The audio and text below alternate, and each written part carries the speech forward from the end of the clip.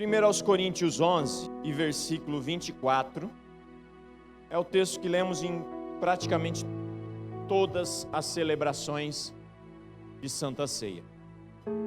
Nós vamos ler o versículo 23 e 24 que diz: Pois recebi do Senhor o que também lhes entreguei, que o Senhor Jesus, na noite em que foi traído, tomou o pão e, tendo dado graças, partiu e disse: Isto é o meu corpo, que é dado em favor de vocês. Façam isto em memória de mim. Agora vai lá para a carta do apóstolo Paulo aos Efésios, no capítulo de número 2.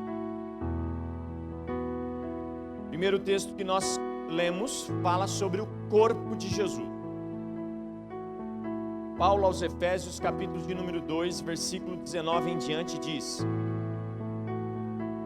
Portanto, vocês já não são estrangeiros nem forasteiros, mas concidadãos dos santos e membros da família de Deus, edificados sobre o fundamento dos apóstolos e dos profetas, tendo Jesus Cristo como pedra angular, no qual todo o edifício, veja, o versículo primeiro que lemos, ele fala de nós como membros da família de Jesus.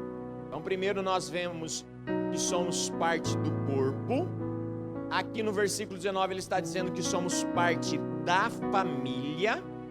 E agora no 20 e 21, ele vai falar sobre uma construção, edificados sobre o fundamento dos apóstolos e dos profetas, e tendo Jesus Cristo como pedra angular, no qual todo o edifício é ajustado e cresce para tornar-se um santuário santo no Senhor. Nele vocês também estão sendo juntamente edificados para se tornar morada de Deus por seu Espírito.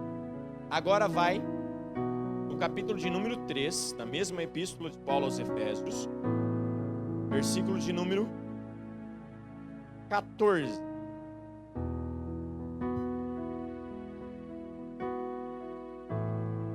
Por essa razão, ajoelho-me diante do Pai, do qual recebe o nome toda a família nos céus e na terra. Oro para que, com as suas gloriosas riquezas, Ele os fortaleça no íntimo do seu ser, com poder, por meio do seu Espírito Santo, para que Cristo habite em seus corações, mediante a fé. E oro para que vocês, arraigados e alicerçados em amor, possam juntamente com todos os santos compreender a largura, o comprimento, a altura e a profundidade, e conhecer o amor de Cristo, que excede todo o entendimento, para que vocês sejam cheios de toda a plenitude de Deus. Aquele que é capaz de fazer infinitamente mais do que tudo que pedimos ou pensamos, de acordo com o seu poder que atua em nós, a Ele seja a glória na igreja e em Cristo Jesus por todas as gerações, para todos sempre. Amém. Senhor, nós consagramos a Ti esse tempo, pedimos que o Senhor fale conosco, no nome de Jesus. Eu abro o meu coração, nossos irmãos estão com o seu coração aberto, então, portanto, fale conosco em nome do Senhor Jesus Cristo. Amém. Sente aplaudindo, dando a Ele a sua melhor salva de palmas, a Ele a honra, a Ele a glória, a majestade e o louvor. Eu quero falar com você, não vou ser exaustivo no assunto, vou tentar ser o mais prático possível, e é claro que é um assunto bem extenso, mas eu quero tentar te esclarecer sobre o seguinte tema: o propósito de Deus para a igreja e para mim como membro da igreja. Propósito de Deus para a família dele, e eu como membro da família. Propósito de Deus para o corpo dele, a igreja, e eu como membro desse corpo. Torna a dizer, não tem como ser exaustivo, vou dar pinceladas aqui para tentar te esclarecer sobre esse assunto, e muito provável que mais para frente a gente fale um pouco mais, de maneira mais aplicada sobre ele. Tudo o que foi criado e é criado para um propósito, ok? O copo foi feito para um propósito. Então, alguém foi tomar água e tinha uma dificuldade em tomar água, porque não tinha onde colocar a água para tomar, e aí tinha que tomar lá. É claro que eu estou viajando na maionese aqui, mas estou tentando dar o sentido do propósito do copo para você. E aí alguém falou, vamos fazer um trenzinho, coisa de mineiro, que a gente coloque a água dentro. Então o copo foi feito para resolver uma situação, com um propósito. A igreja foi feita por causa de propósito. Você foi criado por causa de propósito. Você não é fruto do acaso. A igreja não é fruto do acaso, porque tudo o que Deus criou na terra tem um propósito. Lá no Gênesis, a Bíblia diz, Gênesis 1:1, no princípio o Senhor Deus criou os céus e a terra. Versículo 1. Você sabia que do versículo 1 para o versículo 2 existe um espaço gigante de tempo? Não tem como dizer que espaço de tempo tem ali, mas tem.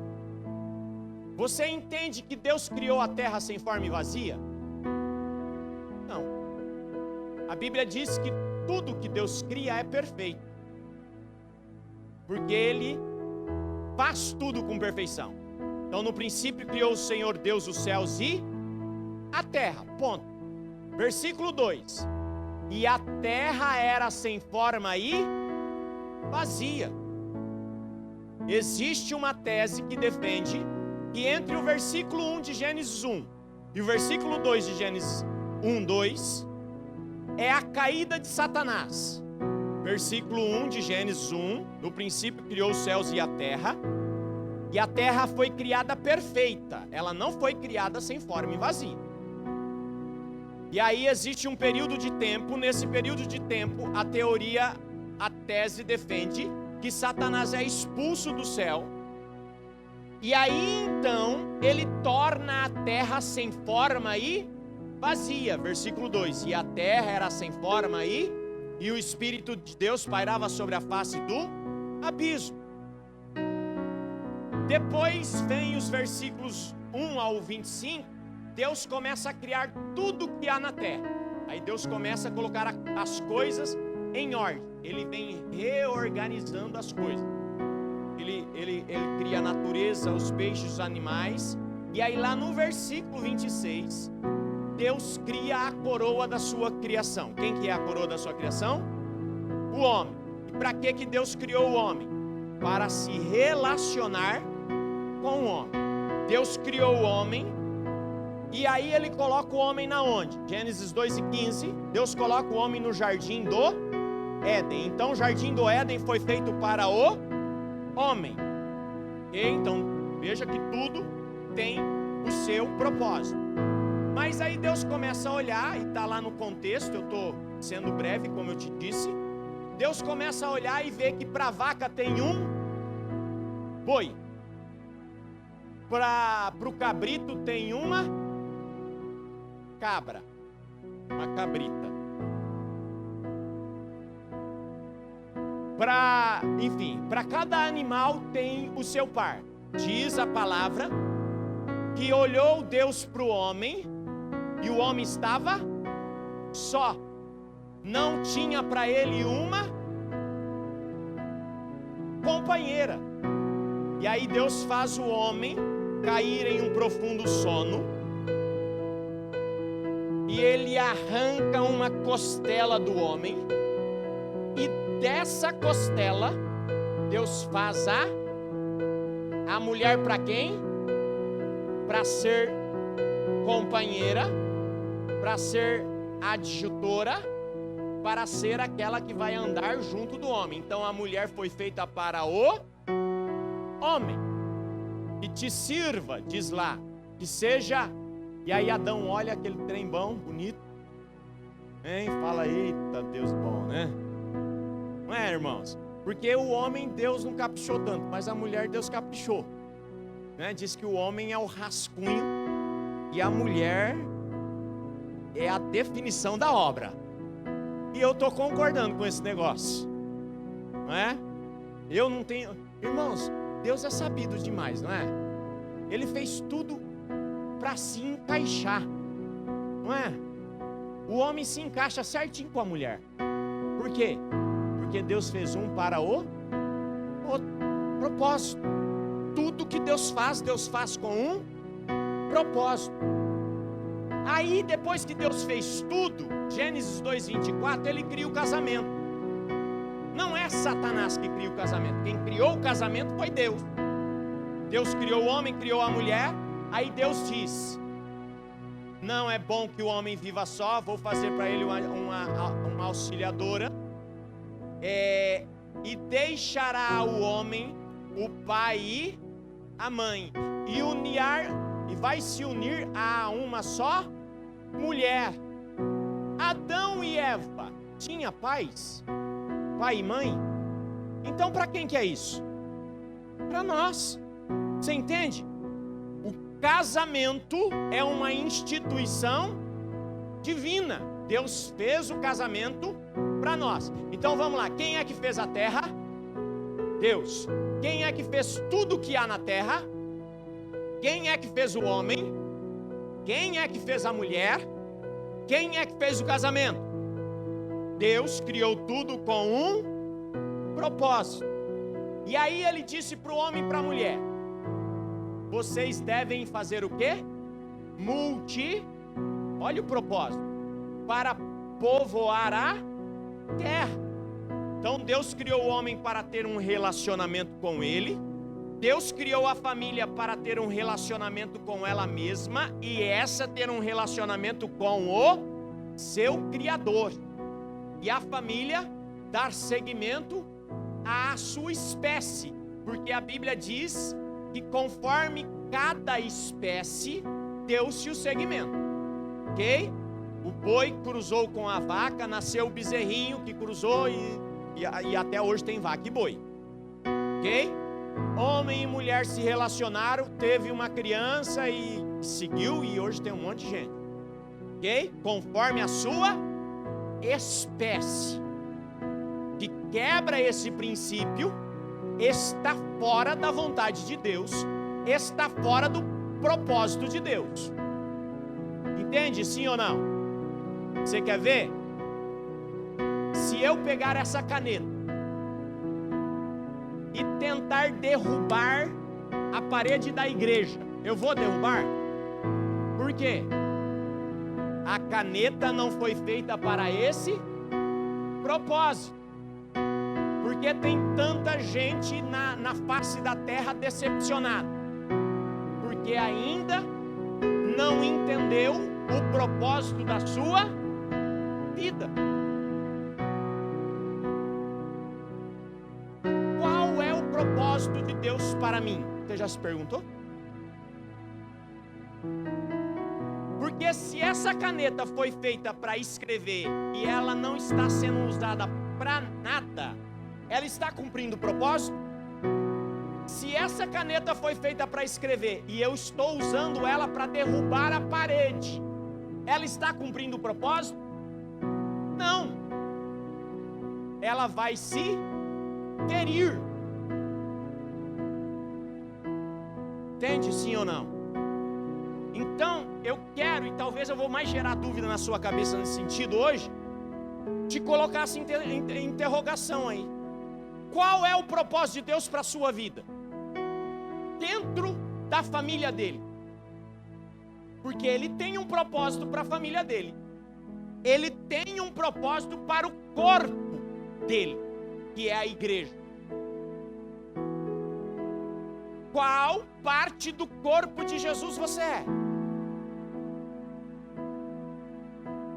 Paulo, escrevendo aos Coríntios, diz que se a orelha olha para o pé e fala, porque não sou pé, não sou do corpo, a orelha tem razão?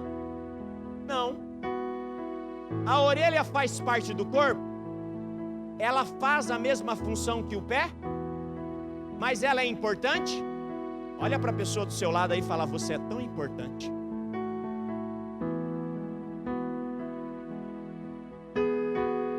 Agora olha para esse pastor bonito aqui. Fica procurando não, sou eu mesmo.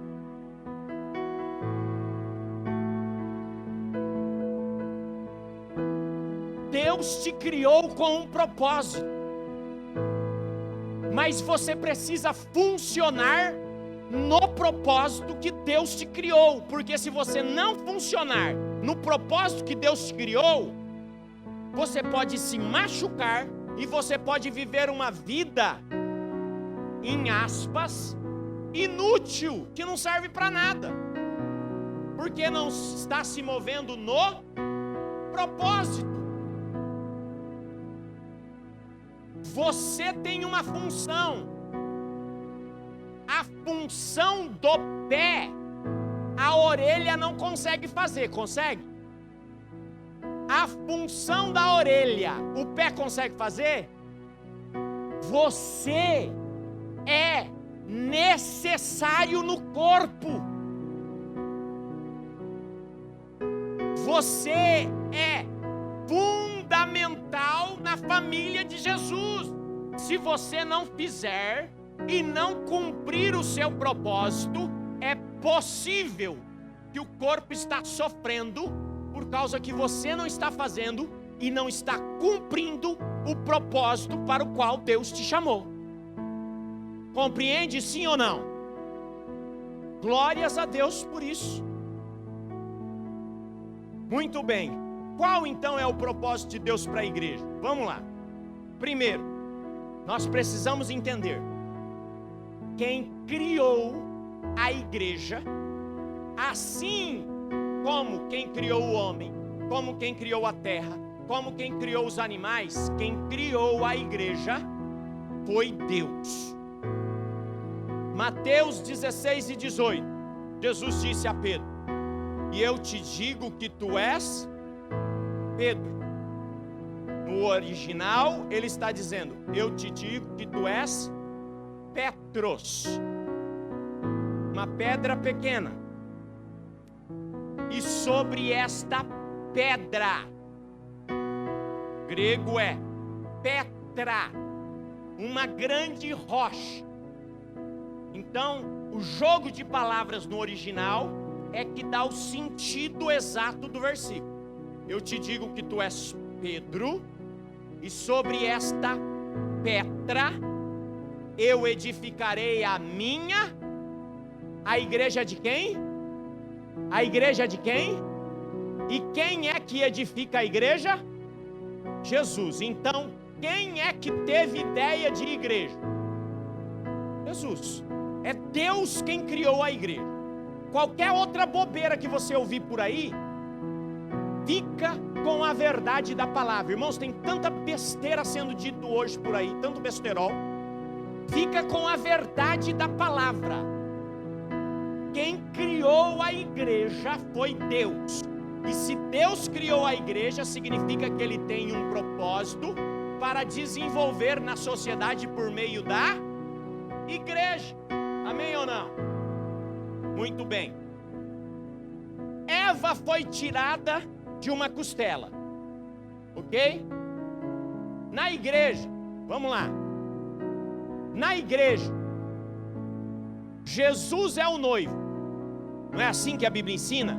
A igreja é a noiva. Quando Jesus está sendo crucificado,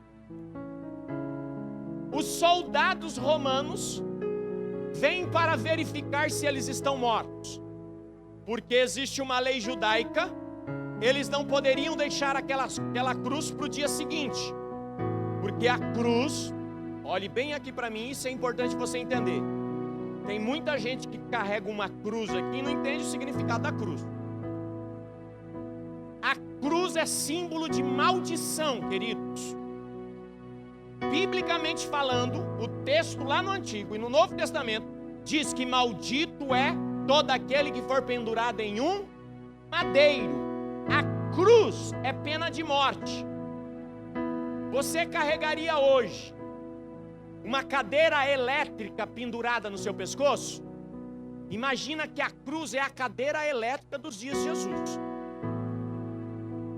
Mas por que a cruz significa tanto para nós, pastor? Porque foi na cruz que Jesus morreu por mim, para me perdoar e para me salvar. Entende, sim ou não? Foi na cruz que Jesus deu a vida dele e se fez maldito por nós. Ok? Amém ou não? Os soldados vêm, quebra as pernas dos 2 ladrões que estão do lado de Jesus, porque ainda não estão mortos. A ideia de quebrar as pernas é para acelerar a morte, porque o crucificado fica lá e ele se apoia sobre as pernas quando ele não consegue respirar. Então ele faz isso para respirar, olha. E aí ele solta o corpo. Quebra as pernas para quê? Para ele não ter mais esse movimento e a morte ser acelerada. Chegam em Jesus, Jesus já está morto. Mas para confirmar, e não é mero acaso, se Jesus está morto, o que é que eles fazem? Eles pegam uma lança, e a Bíblia diz que essa lança é enfiada no lado de Jesus. De onde é que Deus tirou a mulher? Da costela. Deus está tirando na cruz de Jesus a sua noiva. Na cruz ele está tirando a noiva. É plano de Deus, é uma nova aliança. É nele, é por ele e é para a glória dele que a igreja existe. Amém ou não? Primeiro propósito da igreja: adoração. O primeiro mandamento é: amarás o Senhor teu Deus acima de todas as coisas, e o maior e o seu próximo como a ti mesmo. O propósito de Deus na igreja é que eu e você, igreja de Jesus, noiva de Jesus, tenhamos paixão pelo nosso noivo e o adoremos acima de todo nome, com todas as nossas forças, com todo o nosso entendimento, com todo o nosso saber. Primeiro propósito da igreja é a adoração, é amar o noivo acima de todas as coisas. Amém ou não? Segundo propósito da igreja, eu estou sendo rápido: cuidado. E está relacionado com amar o seu próximo como a ti. Preste bem atenção aqui, preste bem atenção. É possível eu amar a irmã Antônia, que está aqui, se eu não me amo? Porque eu tenho que amar ela da maneira que eu me amo. Então, se eu não me amo, eu não vou conseguir amá-la. Veja, primeiro a igreja precisa cuidar de si, se amar. Corpo, olha para essa pessoa bonita do seu lado aí, fala: eu te amo.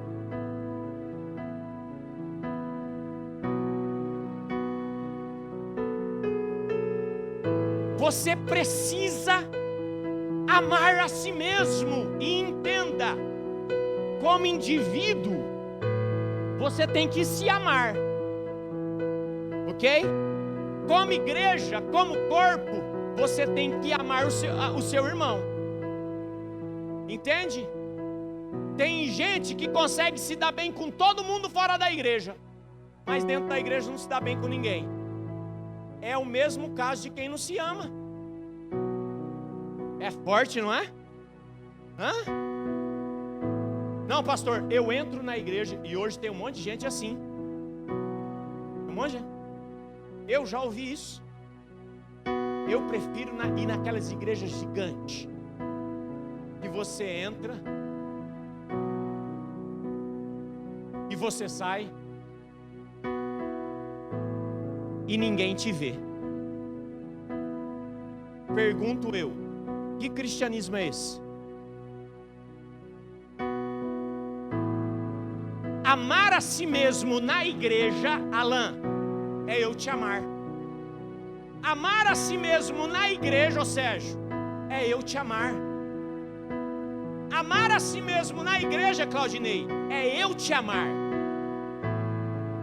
E aí eu amando o Alan, eu amando o Sérgio, eu amando o Claudinei, eu amo o meu próximo como amo a mim mesmo.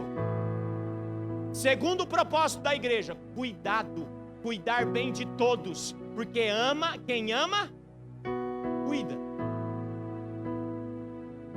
Eu te pergunto, você está cuidando de alguém da igreja? Não é cuidar da vida não, tá, irmão? Não é falar mal da vida de ninguém não. Isso aí você não deve fazer. Agora, se o irmão ficou doente, compete só ao pastor ir visitar o irmão? Se o irmão está em uma situação de dificuldades, compete só ao pastor ajudar esse irmão? E entenda, olhe bem para mim aqui, e pastor sofre demais com isso. E eu compreendo, porque eu já passei por isso. Mas a gente precisa subir o próximo degrau. Existe alguma circunstância que o pastor não consegue visitar a todos. Ele deseja e ele quer. Mas existe alguma circunstância que o pastor não consegue. Agora o pastor não foi, mas a Priscila foi. O pastor não foi, mas a Suene foi. Quem é que está lá? A igreja. O corpo. Significa dizer que você está sendo cuidado. Entende isso, sim ou não? Sim ou não? É compreensivo isso? Porque compreenda, querido, somos um só, o corpo de... Portanto, quando a orelha faz, todo o corpo está sendo beneficiado. Quando a orelha faz, ela está representando todo o, porque ela faz para o corpo. Amém ou não? Segundo propósito da igreja é o cuidado. Terceiro propósito da igreja está lá na grande comissão: ide e fazei. Terceiro propósito da igreja, veja, entenda, olha, Deus criou homem e mulher. Homem e mulher, ele disse, para multiplicar, para povoar a terra.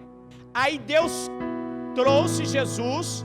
Jesus é crucificado, de Jesus ele tira a igreja, e agora a união de Jesus com a igreja gera multiplicação. E o que é a multiplicação nesse sentido? Fazer discípulo. A pergunta é: você está multiplicando?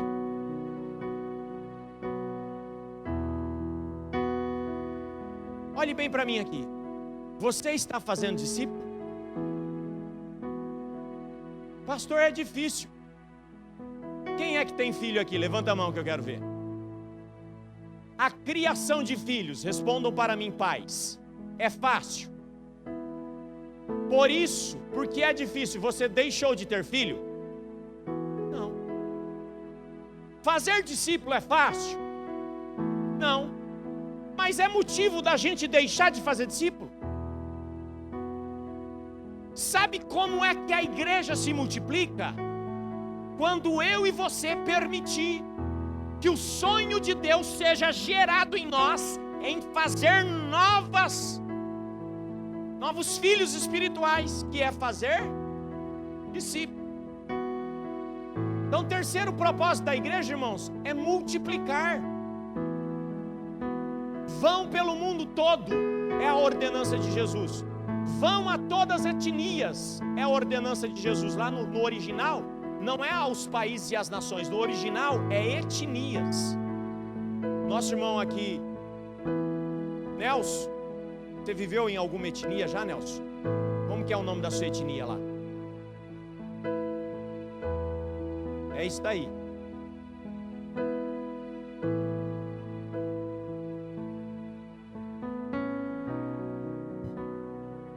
Como que é, Nelson? Pangu. É isso. Aleluia. Tem que falar em línguas e não dá, né, irmão? Fala aqui, Nelson, como que é o nome? Bandundu. Bandundu. Olha, Bandundu. Quem é que conhece a etnia do irmão Nelson? Bandundu. Você não conhecia, mas existe. Nações conhecidas, vira e mexe eu falo isso aqui, nações conhecidas na terra e catalogada, nós temos cerca de 200. Mas, segundo os estudiosos, temos para cima de 6.000 etnias no mundo. Porque Jesus falou ide a todas as etnias? Porque ele sabia que dentro de nações haveria etnias. E a etnia Bandundu, a etnia Bandundu, se a esposa dele não estiver entendendo, significa dizer que eu não estou falando certo, que ela não entende o português ainda, está compreendendo ainda. A etnia Bandundu, Jesus precisa chegar lá, e já chegou, né, irmão Nelson? Graças a Deus. Mas tem outras etnias que precisam de Jesus lá, e Jesus entra.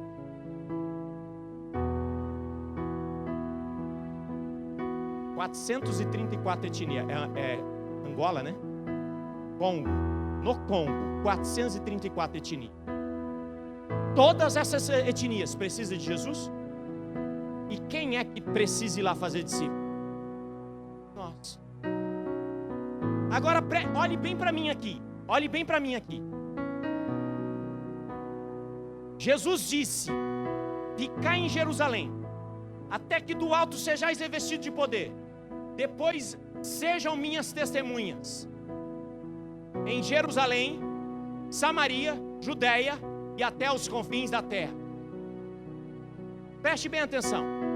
Para eu chegar aos confins da terra, eu preciso fazer discípulo na onde?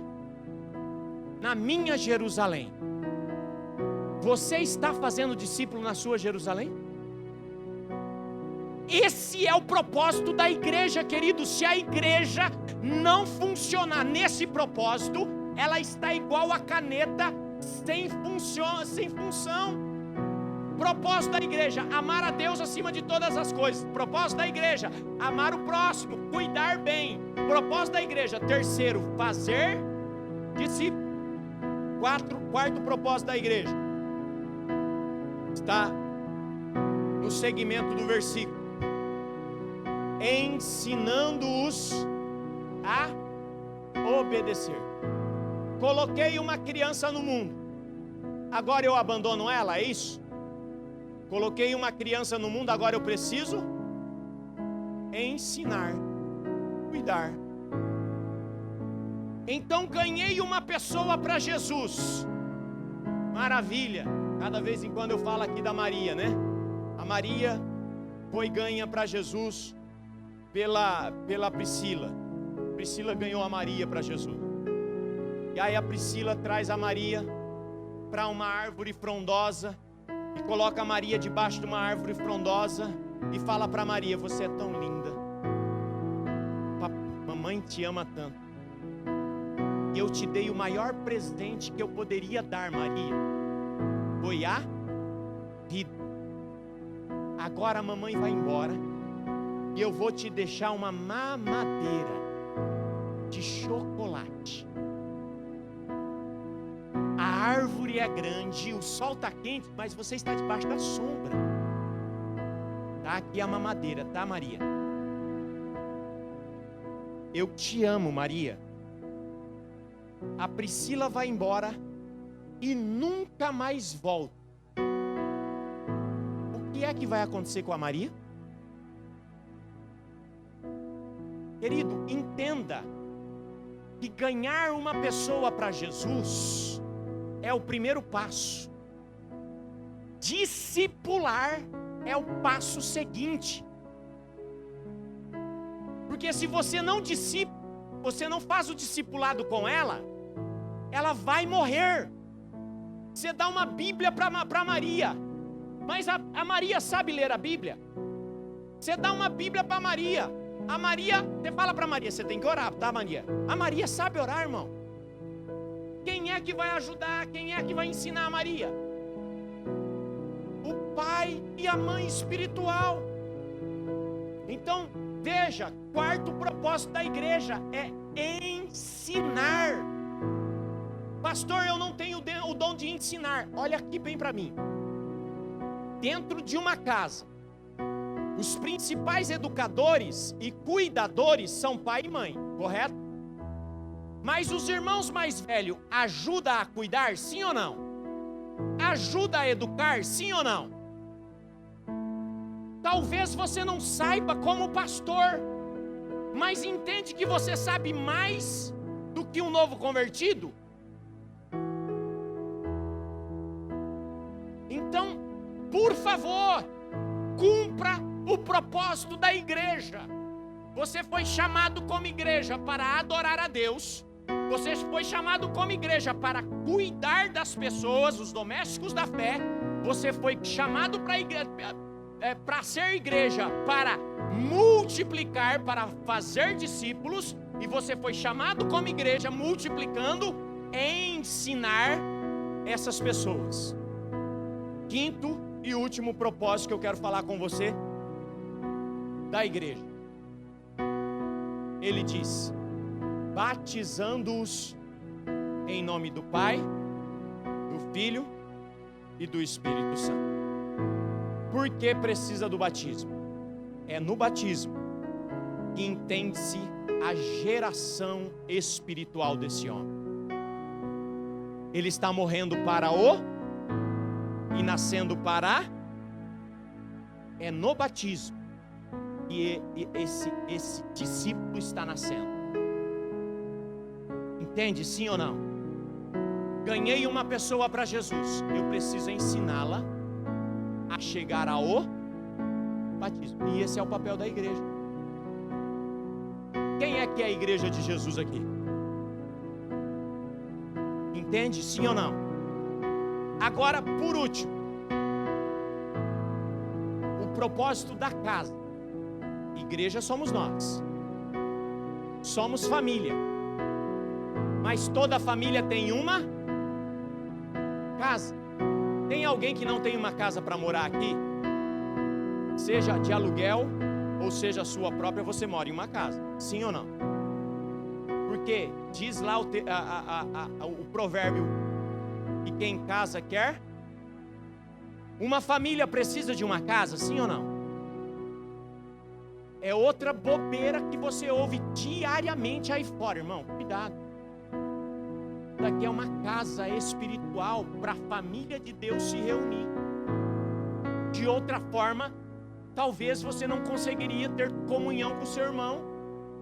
E aqui nessa casa espiritual, uns cantam. O pastor sabe cantar? Claro que sabe, gente. Vocês são muito amarrados, né? Porque Ele deu dons, membros, cada um faz a sua. Você está entendendo, sim ou não? Olhe bem para mim aqui. Portanto, Se você é um membro que está dentro dessa casa de oração dizendo: pastor, não quero me envolver, eu tenho minhas dúvidas se você faz parte do corpo de Cristo. Porque quem faz parte do corpo de Cristo recebe vida. Experimenta. É só exemplo. De repente tem alguém aí que... Só exemplo. Chega em casa, corta um dedo. Deixa do lado de fora, em cima da geladeira. Pode ser até dentro do congelador também, não tem problema. Uma semana depois, vai lá e pega o dedo e tenta colar. Leva para o médico. Tem todo um cuidado. Eu sei que uma semana depois, se você não fez o cuidado certo, ele vai conseguir enxertar de novo. O que é que acontece com esse membro? Morre. O corpo morreu. Por que que tem tanta gente morrendo, queridos? Porque quer viver uma vida de ilha. Corpo de Jesus. É impossível você viver uma vida de ilha no corpo de Jesus. Você precisa ser um membro do corpo ativo. Porque se você é membro do corpo e não está ativo, olhe bem para mim aqui. Você precisa entender esse negócio. Se você é membro do corpo e não está funcionando no propósito do corpo, porque entende, ó, cada membro tem um propósito, e cada membro funciona dentro de um propósito para um propósito ainda maior. Entende? O meu dedo tem um propósito, e ele funciona para um propósito do meu corpo. O dedo tem um propósito, e o propósito do corpo é maior. Você, dentro do corpo de Jesus, tem um propósito, e você funcionando dentro do corpo de Jesus, o corpo de Jesus alcança o propósito pelo qual Deus levantou ele. Está entendendo isso? Então, por favor, Deus tem esses 5 propósitos para a igreja, e você, dentro do corpo, Ele te criou para um propósito. Você funcionando dentro do corpo, todo o corpo está funcionando para um propósito maior que talvez você não entenda. Deus, por que faço isso? O texto que lemos em Efésios 2, Paulo disse: eu oro para que Deus os fortaleça no íntimo de vocês mesmos. De vez em quando o meu dedo está cansado, e talvez o dedo do Senhor Jesus de vez em quando está cansado. E quem que é o dedo? Não sei, de repente é a pastora Júlia. Quem que é o dedo? De repente é o irmão Nelson. Mas, irmão Nelson, pastora Júlia, meu irmão querido, quando você funciona dentro do corpo, todo o corpo está sendo beneficiado.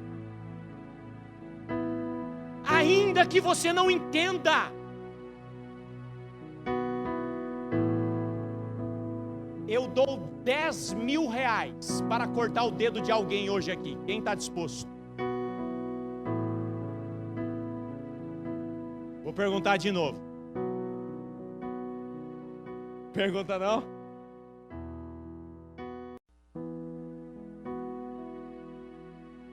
A coisa está tão feia que é perigoso.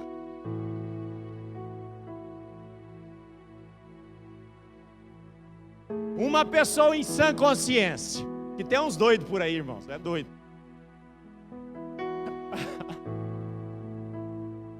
Uma pessoa em sã consciência deixa cortar um dedo,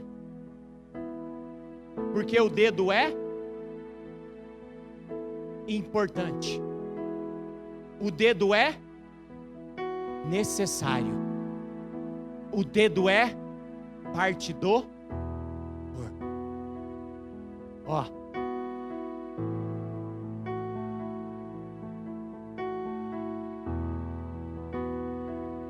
Você é importante. Você é necessário. E você faz parte do corpo de Jesus. Todo membro ligado no corpo recebe vida. A vida de Jesus diariamente pulsa através de você. A vida de Jesus, o sangue de Jesus, diariamente, por onde você passa, está pulsando por meio de você.